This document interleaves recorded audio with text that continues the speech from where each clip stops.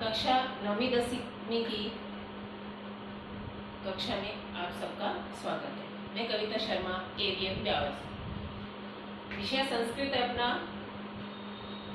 हम पहले कारक पढ़ रहे थे। कारक में हमने प्रथमा, द्वितीय, तृतीय, चतुर्थी, पंचमी इन विभक्तियों को पढ़ लिया था। आज हमारी है षष्ठी विभक्ति।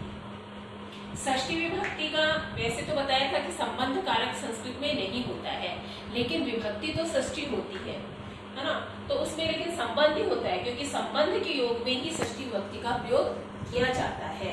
कारक नहीं माना है हमने, लेकिन संबंध के योग में होती षष्ठी विभक्ति है। तो षष्ठी विभक्ति संबंध में कैसे होती है? जैसे यहाँ मैंने वाक्य लिखा है, राम है दशरथस्य पुत्र अस्ति। राम दशरथ का पुत्र है, क्योंकि काके की इन का चिन्ह है, उस आधार पे इसका संबंध है कि दशरथ का पुत्र कौन है? राम है। तो संबंध के योग में यहाँ दशरथ में षष्ठी विभक्ति का प्रयोग किया गया है, दशरथस्य। तो ये षष्ठी विभक्ति आई। तो हमारे ऐसे ही आएगा, इसमें इस पद में विभक्ति कौन सी है और कारण क्या है। परीक्षा में इस प्रकार के प्रश्न पूछे जाते हैं। तो हम लिखेंगे षष्ठी विभक्ति अस्ति, और कारण में आएगा यही कि संबंध योगे षष्ठी विभक्ति भवति।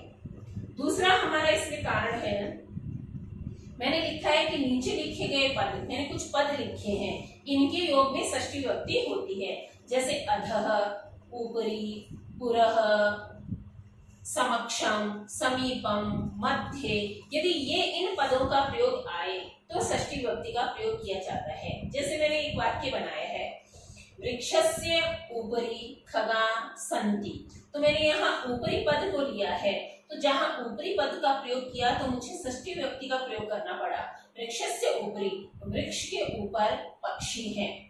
ऐसे मैंने दूसरा वाक्य में लिया अधः, अधः यानी नीचे। तो वृक्षस्य अधः सर्प अस्ति, वृक्ष के नीचे सांप है। चाहे हमने ऊपरी का प्रयोग किया तो भी मैंने षष्ठी प्रयोग किया, अधः किया तो भी मैंने षष्ठी विभक्ति का प्रयोग किया है।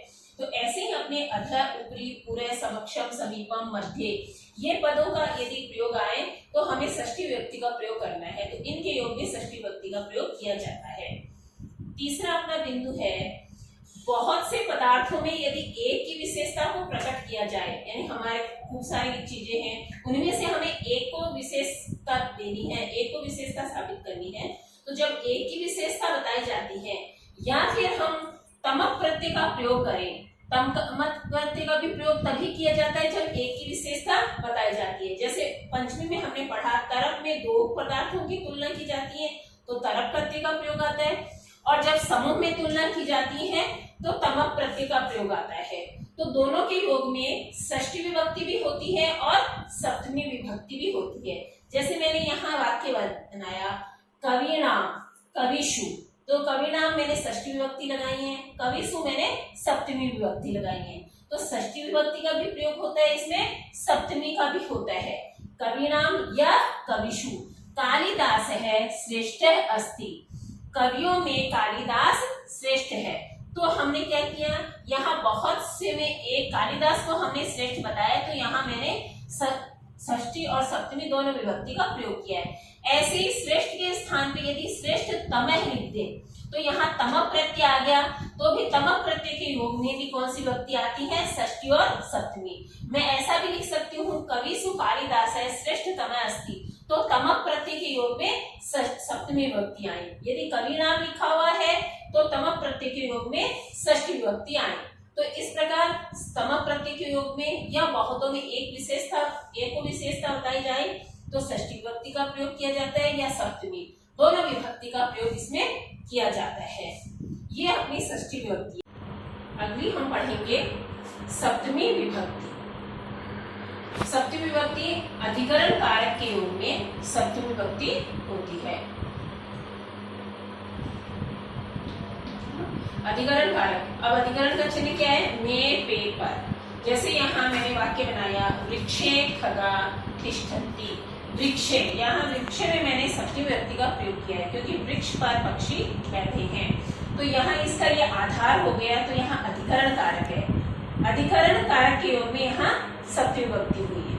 ऐसे अपना दूसरा बिंदु है, स्नेह धातु के योग में भी सप्तमी विभक्ति होती है। जैसे माता, स्नेह धातु स्नेहति हमने किया। माता पुत्र पर स्नेह करती है, यहाँ पुत्रे ये सप्तमी विभक्ति का प्रयोग किया गया है, तो स्नेह के योग में यहाँ सप्तमी विभक्ति आई। तीसरा अपना बिंदु है, जब एक क्रिया हो जाती है पूर्ण और उसके बाद में जब दूसरी क्रिया होती है, तो पहली वाली जो क्रिया पूर्ण होती है तो उस पहली वाली क्रिया में क्या जो कर्ता होता है, जैसे यहाँ राम है कर्ता, तो अब इसमें सप्तमी विभक्ति का प्रयोग किया गया है। मैंने वाक्य बनाया, रामे वनम गते हैं दशरथ है प्राणान एतज्जत। राम के वन जाने पर दशरथ ने प्राण त्यागे। तो यहाँ रामे मैंने यह सप्तमी विभक्ति का प्रयोग किया क्योंकि एक पहली क्रिया है राम के वन जाने पर, तो पहली क्रिया का कर्ता हुआ राम, तो यहाँ इसमें सप्तमी विभक्ति है और वो दूसरी क्रिया थी दशरथ का प्राण त्यागना, तो पहली वाली क्रिया के कर्ता में सप्तमी विभक्ति का प्रयोग किया जाता है। ऐसे ही अपना चौथा बिंदु है संलग्न या चतुरार्थक, यानी इनका अर्थ देने वाली जो धातुएं होती है उनके योग में भी सप्तमी विभक्ति होती है। जैसे राम है स्वे कार्ये संलग्न है अस्ति, राम अपने कार्य में लगा हुआ है या अपने कार्य में लीन है, तो स्वे कार्ये संलग्न है, तो संलग्न के योग में यहाँ कौन सी विभक्ति आई, सप्तमी विभक्ति। राम अपने कार्य में लीन है, तो इस प्रकार ये सप्तमी विभक्ति का प्रयोग है। तो हमने प्रथमा से लेकर के सप्तमी विभक्ति इनका अध्ययन कर लिया।